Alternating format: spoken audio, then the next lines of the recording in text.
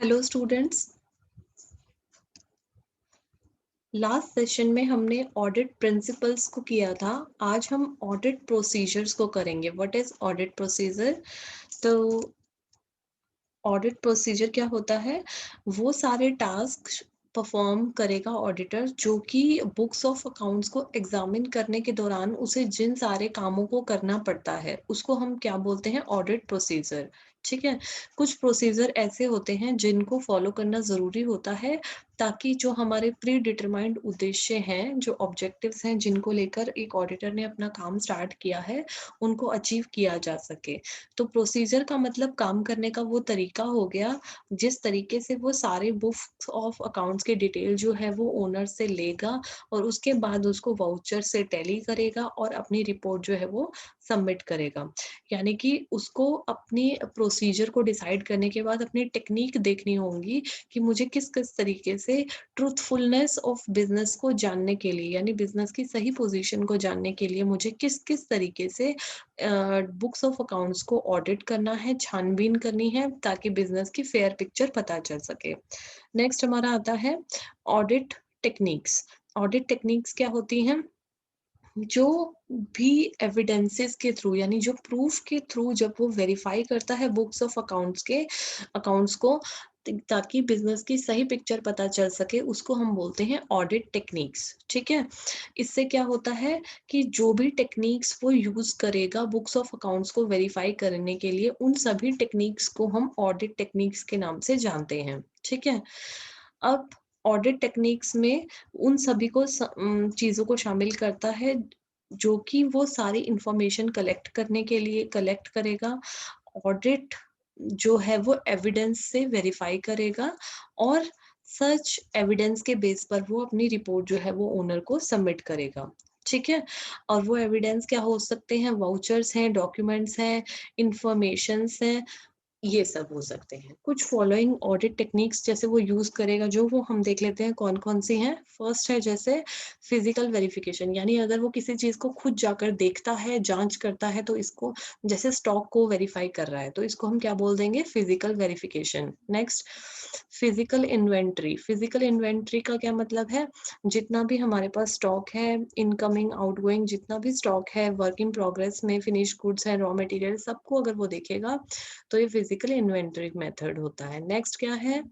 Verification of available evidences. जो भी available evidences हैं, documents, proof, vouchers, ledgers, books, primary books, सबको जो जो वो देखता है, ये वो है। Next, review of the work of book keeping, यानी बुक कीपर ने जिस तरीके से अपने काम को लिखा है, करा है, उसके काम को रिव्यू करना, जांच करना ताकि उसमें कोई मिस्टेक तो नहीं है। Next, examination of source of documents. जो भी उसके सोर्स ऑफ डॉक्यूमेंट्स हैं उसको देखना कि कहाँ से ये डॉक्यूमेंट का सोर्स कहाँ है। यानी जैसे हमने क्रेडिट सेल की है तो क्रेडिट सेल के लिए हमारे पास क्रेडिट नोट होगा, हमारे पास बिल बुक में बिल होगा, उन सबको देखना। Next, examination of accounts. जो फाइनल अकाउंट्स हैं, ट्रेडिंग अकाउंट, बैलेंस शीट हमारी है, उनको देखना। Next, conducting inquiries. इंक्वायरीज भी करेगा, जैसे कि पुराने मैनेजर्स को बुलाकर पूछताछ करना जो रिटायर हो चुके हैं या फिर जो ऑलरेडी दूसरी ब्रांचेस में शिफ्ट हो गए हैं, स्टाफ के साथ इंक्वायरी पे बिठाना कि किस तरीके से वो फ्रॉड को ढूंढ पाएगा। Next, examination of subsidiary accounts. जो मैंने आपको बताया था, सेल्स अकाउंट, परचेज अकाउंट, ये सब्सिडरी अकाउंट्स होते हैं, इन सबको जांचना भी ऑडिट टेक्निक्स के अंदर आएगा। Next, establishing correlation between various factors. अगर मान लीजिए आपकी ऑर्गेनाइजेशन में एम्प्लॉयज को कितनी सैलरी पेपर पर लिखी जा रही है और उन्हें कितनी पे की जा रही है, इसके बीच में संबंध ढूंढना। तो वो एम्प्लॉयज से बात भी करेगा और पेपर्स पे भी चेक करेगा। अगर इसमें कोई डिस्क्रिपेंसी है तो वो मैनेजमेंट को सही करने के लिए जरूर अपना सजेशन देगा। Next, analysis of financial statement. जो फाइनेंशियल स्टेटमेंट है, cash flow statement, fund flow statement, final accounts, उनको वो एनालाइज करेगा कि कितना हमारा आउटगोइंग कैश है, कितनी हमारे पास वर्किंग कैपिटल है, कितनी फिक्स्ड कैपिटल है, इन सारी चीजों को वो देखेगा। ठीक है। So these are the techniques of auditor. अब हमारा क्या आता है next, relationship between principles, audit procedures and techniques. इनमें क्या रिलेशंस होता है। जो एक ऑडिटर होता है अपने काम को स्टार्ट करने से पहले प्रिंसिपल्स पर डिपेंड होगा, यानी उसे प्रिंसिपल्स की नॉलेज होनी चाहिए। उसके बाद वो अपना प्रोसीजर डिसाइड करेगा, फिर वो टेक्निक डिसाइड करेगा। ठीक है, एक दूसरे से बहुत क्लोजली रिलेटेड होते हैं, यानी कि जो भी ऑडिट का प्लान बनाया जाता है वो प्रिंसिपल को ध्यान में रखकर स्टार्ट किया जाता है। उसके बाद ही ऑडिट प्रोसीजर को डिसाइड किया जाता है और ऑडिट टेक्निक्स को देखा अप्लाई किया जाता है, ताकि एविडेंसेस से प्रूफ्स को वेरीफाई किया जा सके और करेक्ट पिक्चर को सामने लेके आया जा सके। ऑडिट टेक्निक को टाइम टू टाइम वेरीफाई भी हम चेंज भी कर सकते हैं, ताकि जो बिजनेस की करेक्ट पिक्चर है वो सामने आ सके। ठीक है, जो ऑडिट टेक्निक्स हैं वो ऑडिट प्रोसीजर्स के साथ कन्फाइंड होनी चाहिए, यानी एक दूसरे से मैच करती होनी चाहिए, तभी हमारा जो ट्रू पिक्चर है वो सामने आएगी। बेसिकली अगर हम छोटे शब्दों में मैं कहूँ तो ऑडिट प्रिंसिपल्स वो रूल्स हैं जिसके तहत वो ऑडिट का काम करना स्टार्ट करता है। जैसे वो उसका काम इंडिपेंडेंट होना चाहिए और उसका काम क्या होना चाहिए, ड्यू डिलीजेंस के साथ होना चाहिए। ये प्रिंसिपल्स मैं आपको करा चुकी हूँ पीछे। तो प्रिंसिपल्स से स्टार्ट करके प्रोसीजर चुनना और उसके बाद टेक्निक्स को अप्लाई करना। ठीक है, नेक्स्ट हमारा क्या है, जैसे कि परचेज ऑफ गुड्स हमेशा डेबिट होता है, यानी कि परचेज अकाउंट्स में से कम होगा। ठीक है, अब वो सबसे पहले क्या करेगा कि प्रिंसिपल्स को देखेगा, इनवॉइस देखेगा, उसकी एंट्रीज बुक्स में हुई हैं, स्टॉक भी कम हुआ होगा, फिजिकल वेरिफिकेशन करेगा। इस तरीके से वो टेक्निक को फॉलो करेगा। ठीक है, ताकि बिजनेस की सही टेक्निक को जांचा जा सके। नेक्स्ट हमारा क्या आता है, क्वालिटीज ऑफ अ ऑडिटर। क्या क्या क्वालिटीज होनी चाहिए ऑडिटर में। अब चार्टर्ड अकाउंटेंट वो होना चाहिए, वो हमें पता है चार्टर्ड अकाउंटेंट इंस्टीट्यूट के द्वारा। अब उसके साथ-साथ उसमें कुछ-कुछ क्वालिफिकेशन भी होनी चाहिए। वो क्या है? First, complete knowledge of book keeping and accounting. जो भी हमारा ऑडिटर है अगर उसको बुक कीपिंग और अकाउंटिंग की कंप्लीट नॉलेज नहीं है तो वो सही तरीके से बुक्स ऑफ अकाउंट्स को ऑडिट नहीं कर पाएगा, क्योंकि वो अकाउंटिंग के बेसिक प्रिंसिपल्स ही नहीं पता। उसे ये नहीं पता कि एक जो ट्रांजैक्शन है उसकी डबल एंट्री होनी है। अगर वो नहीं देख रहा है तो वो सही तरीके से ऑडिट प्रोसीजर स्टार्ट नहीं करा पाएगा। Next, knowledge of the nature of the business. जिस बिजनेस को वो ऑडिट करने जा रहा है उसके नेचर की उसे जानकारी होनी चाहिए। जैसे सपोज अगर वो पार्टनरशिप बिजनेस को ऑडिट करने जा रहा है तो उसे पता होना चाहिए कि पार्टनरशिप बिजनेस के लिए पार्टनरशिप डीड होना जरूरी है, ना कि आर्टिकल ऑफ एसोसिएशन और memorandum of association. Article of association जो है वो कंपनीज पर लागू होता है, तो ये उसे जानना बहुत जरूरी है, nature of the business. Next, knowledge of various acts. एक कंपनी के अंदर कौन-कौन से काम किए जा सकते हैं, जैसे एक सेल परचेज वाली कंपनी है उसके क्या-क्या एक्ट्स होंगे, उस पर कौन-कौन से एक्ट्स अप्लाई होंगे। जैसे कि कंपनीज पर कंपनीज एक्ट 2013 अप्लाई होगा।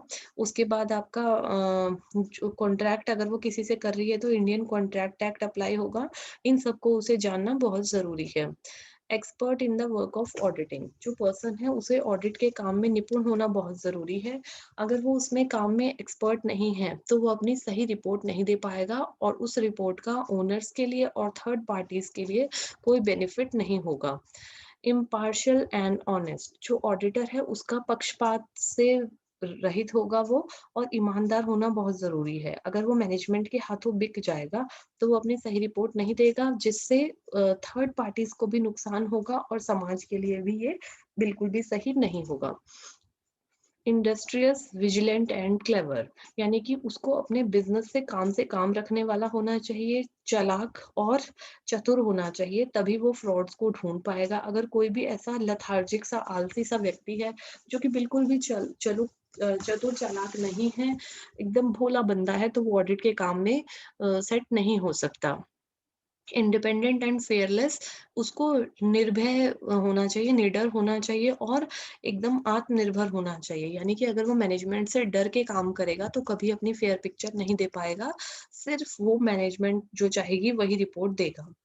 सीक्रेसी, उसको बिजनेस की सीक्रेसी मेंटेन करनी चाहिए। यानी अगर एक कंपनी का ऑडिट वो कर रहा है तो उसकी सारी कॉन्फिडेंशियल इंफॉर्मेशन उसे पता चल जाएगी। जब वो दूसरी कंपनी को ऑडिट करने जाएगा तो उसे वहां पर पहले वाली कंपनी के सीक्रेट्स को लीक आउट नहीं करना है, ठीक है। नॉट अनड्यूली सस्पिशियस, उसको जानबूझकर किसी पर भी शक नहीं करना है, जरूरत से ज्यादा उसे शक्की नहीं होना चाहिए। यानी हर किसी व्यक्ति को शक की निगाह से वो ना देखे। अगर वो ऐसा करेगा तो वो अपने काम को नहीं कर पाएगा, बल्कि काम में बहुत ज्यादा उलझने क्रिएट हो जाएंगी, बहुत ज्यादा टाइम वेस्टेज होता चला जाएगा। Next, ability to express himself clearly and influentially, जो भी वो बात कह रहा है, जो रिपोर्ट वो सबमिट कर रहा है, वो क्लियरली वो बताए अपने मैनेजमेंट को। अगर वो अपनी रिपोर्ट को घुमा फिरा कर देता है तो मैनेजमेंट के लिए कोई बेनिफिशियल नहीं होगी। सो अगर कोई व्यक्ति ऑडिटर बनना चाहता है तो उसे चार्टर्ड अकाउंटेंट होने के साथ साथ इन क्वालिटीज को भी रखना बहुत जरूरी है, तभी वो एक सक्सेसफुल ऑडिटर बन पाएगा। आप ये पॉइंट्स को इंक्रीज या डिक्रीज कर सकते हो, लेकिन आपको एग्जांपल्स अपनी आंसर शीट्स में जरूर कोट करने हैं। नेक्स्ट क्या आता है, टाइप्स ऑफ ऑडिटर्स। ऑडिटर्स की क्या क्या टाइप्स है देख लेते हैं। लॉरेंस डिक्सी ने बताया है एमेचर ऑडिटर्स, ये ऑडिटर्स वो होते हैं जो कि अपने काम में कॉम्पिटेंट नहीं होते, ठीक है। ये सिर्फ ऑनरोरियम यानी सिर्फ पैसा कमाने के लिए होते हैं और एज अ हॉबी वो अपने काम को करते हैं, ठीक है। ये पुट हार्ड वर्क और एबिलिटी पुट नहीं करना चाहते अपने काम में और ना ही कॉम्पिटेंट होते हैं, ठीक है।